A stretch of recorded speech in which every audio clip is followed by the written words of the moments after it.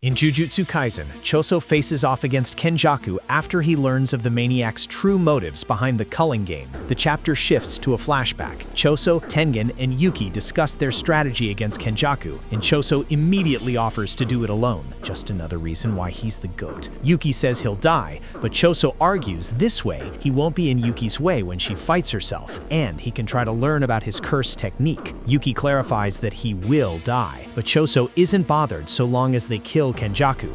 He's fighting on behalf of his brothers. Back to the present, piercing blood launches at Kenjaku. He weaves out the way and unleashes a cursed spirit, but Choso slashes his blood across the chamber. The sorcerer easily avoids and launches a barrage of spirits at his opponent. However, Choso retaliates with a supernova. Kenjaku closes the distance and attacks Choso, but he backs off, leaving a supernova. The blood clears, but Kenjaku emerges, taking cover behind a cursed spirit. Choso questions what he wants with Yuji, and the sorcerer that took backshots replies that he doesn't really have a specific role, maybe being a vessel, but that's already done. He says that Yuji is the spark that started the fire. So long as he and Sukuna are alive, the chain of curses won't end. He's the center of a new age. In that moment, another piercing blood soars at him, but he dodges. Choso, enraged, yells that Kenjaku is the root of all unhappiness, not Yuji. Suddenly, cursed spirits chain Choso to the floor. Kenjaku goes on the offense. As he lays a brutal beatdown,